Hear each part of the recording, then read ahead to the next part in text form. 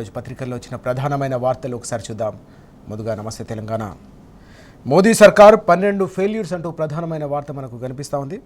BJP పుష్కర పాలనలో సామాన్యుడి బతుకు మొత్తం ఛిద్రమైందనే అంశం మనం ఇక్కడ చూస్తూ ఉన్నాం. నిరుద్యోగం, పేపర్ లీకులతో ఆగమైన యువత, ఉద్యోగాలు రాకపోవడంతో రోజుకు ఏకంగా 40 మందికి పైగా బలవుతున్నారనే అంశం, మహిళలపై రోజుకు 1200 చొప్పున అఘాయిత్యాలు, సర్కారు సాయం లేక గంటకో రైతు ఉరికొయ్యకెక్కుతున్న బాధాకరమైన దృశ్యాలు దేశవ్యాప్తంగా కూడా కనిపిస్తున్నాయనే విషయం మనకు కనిపిస్తూ ఉంది. ఇక్కడ దౌత్య వైఫల్యంతో నిన్నటి మిత్రులు నేటు విరోధులుగా మారుతూ ఉన్నారు. అంతర్జాతీయంగా కూడా దౌత్య వైఫల్యం అనేది కొట్టొచ్చినట్టు కనిపిస్తుందనే అంశం కూడా మనం చూడొచ్చు.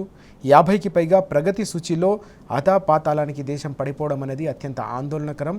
1 కాదు 2 కాదు, ఏకంగా 50 సూచీల్లో, ప్రగతి సూచీల్లో ప్రధానంగా భారత్ సంబంధించిన నంబర్ రోజు రోజు కూడా దిగజారిపోతుంది.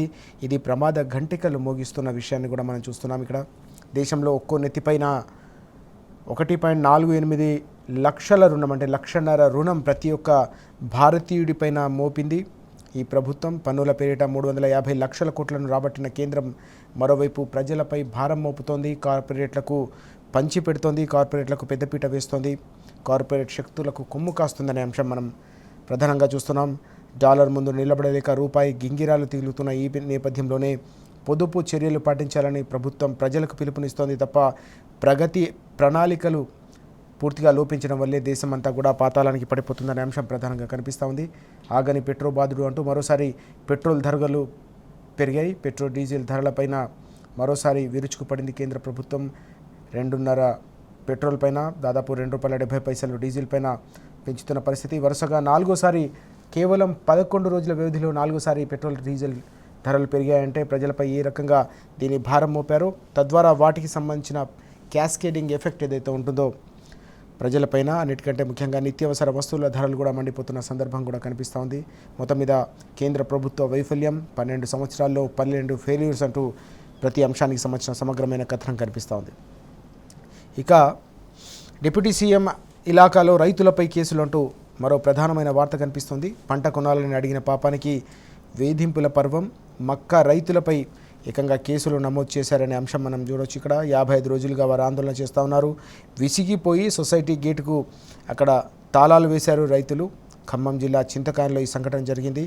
స్థానిక అధికార పార్టీ నేతల ఒత్తిడి వల్లే ఈ కేసులంటూ నమోదు చేశారంటూ రైతులు మండిపడుతున్న పరిస్థితి. పంటలు కొనమంటే కేసులు పెడతారా, ఇదెక్కడి దుర్మార్గం అని చెప్పేసి రైతులంతా కూడా ఆగ్రహం వ్యక్తం చేస్తున్న అంశం కూడా మనకు కనిపిస్తూ ఉంది.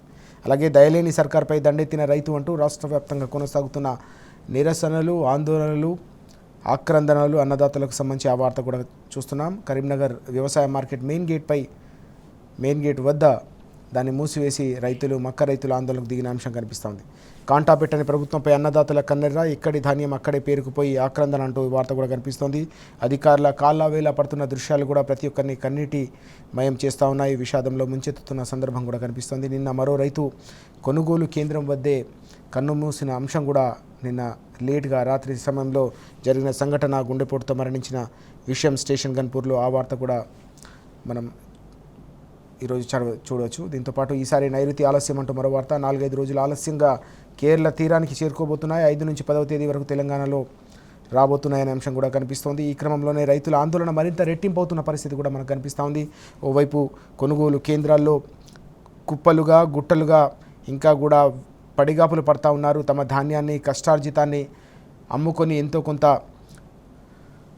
పరిహారం పొందుదామని ఎదురుచూస్తున్న రైతులకు నైరుతి కూడా పూర్తి స్థాయిలో ఆందోళన గురి చేస్తున్న పరిస్థితి. ఇప్పటికే చెడగొట్టు వానలు రైతుల పంటలను కొనుగోలు కేంద్రాల్లో పూర్తిగా ముంచెత్తిన సందర్భం. ఇక ఎల్నినో, అలాగే దాంతోపాటు నైరుతికి సంబంధించిన ఆందోళన ఏదైతుందో దాన్ని కూడా రైతులు తీవ్రస్థాయిలో ఆగ్రహం వ్యక్తం చేస్తున్న పరిస్థితి, వారిలో ఆందోళన రెట్టింపు చేస్తున్న సందర్భం. ఇక కొంపలు కూల్చే మేస్త్రి రేవంత్ అంటూ నిన్న బీఆర్ఎస్ వర్కింగ్ ప్రెసిడెంట్ కేటీఆర్ గారు తీవ్ర స్థాయిలో ఆగ్రహం వ్యక్తం చేసిన అంశం కూడా కనిపిస్తోంది. ఉన్న ఇండ్లు కూల్చుడే తప్ప రేవంత్ సర్కార్ కట్టిందేమీ లేదంటూ ఆయన మండిపడ్డారు. కొత్తవి కట్టే తెలివి ఈ ప్రభుత్వానికి లేదు. హైడ్రా పేరుతో పేదలపై సర్కార్ అరాచకం చేస్తుందంటూ ధ్వజమెత్తారు. హైదరాబాద్కు కాంగ్రెస్ ఒక్క పని కూడా చేయలేదు. 2028లో మళ్ళీ వచ్చేది బీఆర్ఎస్ సర్కారే అంటూ మరోసారి ప్రజల ఆకాంక్షను ఆయన స్పష్టం చేశారు. అధికారంలోకి వచ్చిన వెంటనే నగరంలో 24 గంటల ఉచిత విద్యుత్తుతో పాటుగా రైతులకు ఇస్తున్న ఉచిత విద్యుత్తో పాటుగా హైదరాబాద్ నగరంలోని ప్రజలకు ఉచితంగా 24 గంటల తాగునీరు సరఫరా చేస్తామని ఒక కీలకమైన హామీని బీఆర్ఎస్ పక్షాన నిన్న ప్రకటించిన అంశం. దీనిపై హైదరాబాద్ వాసుల్లో హర్షం వ్యక్తమవుతున్న పరిస్థితి. ఇప్పటికే అనేక చోట్ల వాటర్ ట్యాంకర్లు దర్శనమిస్తున్న ఈ తరుణంలో ఆ కష్టాలను తీర్చి 24 గంటల ఉచిత మంచినీరుని అందించాలన్న సంకల్పం బీఆర్ఎస్ ఏదైతే చేస్తుందో దానిపై ప్రతి ఒక్కరు కూడా హర్షం వ్యక్తం చేస్తూ ఉన్నారు. ఇది తప్పకుండా ఒక కీలకమైన హామీగా ఇటు జీహెచ్ఎంసీ కావచ్చు, రానున్న అసెంబ్లీ ఎన్నికల్లో కూడా ఒక కీలకమైన హామీగా ప్రజల దృష్టిని ఆకర్షిస్తున్న పరిస్థితి కూడా కనిపిస్తూ ఉంది. అలాగే కాంగ్రెస్ బీజేపీ నమోదు చేసిన దొంగ డూప్లికేట్ ఓట్లపై శ్రేణులు అప్రమత్తంగా ఉండాలంటూ సర్ పై పవర్ పాయింట్ ప్రజెంటేషన్ సందర్భంగా వ్యాఖ్యానించే విషయాలు కూడా మనకు ప్రధానంగా కనిపిస్తూ ఉన్నాయి.